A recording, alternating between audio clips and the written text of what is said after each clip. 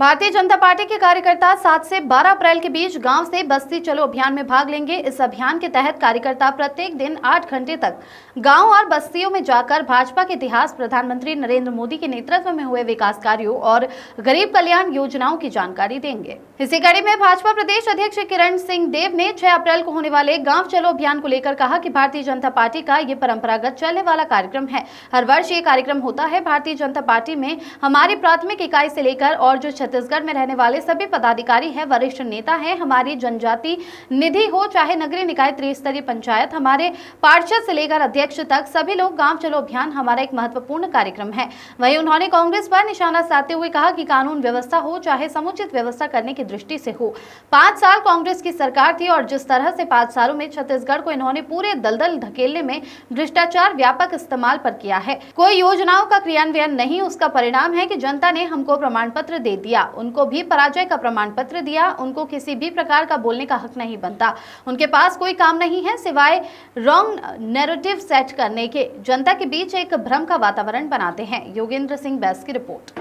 Bharatiya Janata party का यह परंपरागत रूप से चलने वाला कार्यक्रम है। प्रतिवर्ष ये कार्यक्रम होते हैं, इसमें कुछ नया नहीं है।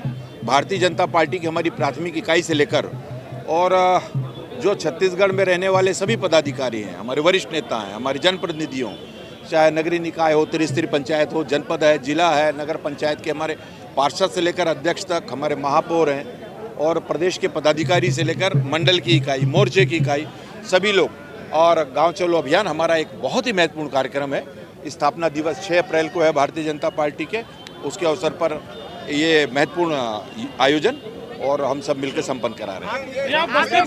नहीं, कानून व्यवस्था हो चाहे सरकार समुचित रूप से व्यवस्था करने की दृष्टि से हो, 5 साल कांग्रेस की सरकार थी और जिस तरीके से 5 सालों में इन्होंने पूरे छत्तीसगढ़ को दलदल में धकेलने का काम किया, भ्रष्टाचार व्यापक पैमाने पे किया, कोई योजनाओं का क्रियान्वयन नहीं, और उसी का परिणाम है कि जनता ने हमको प्रमाण पत्र दे दिया, उनको भी प्रमाण पत्र पराजय का दिया है।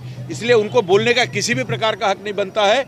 उनके पास कोई काम नहीं है सिवाय वे एक रॉन्ग नैरेटिव सेट करते हुए चलते हैं और जनता के बीच में एक भ्रम का वातावरण निर्मित करने के चलते हैं।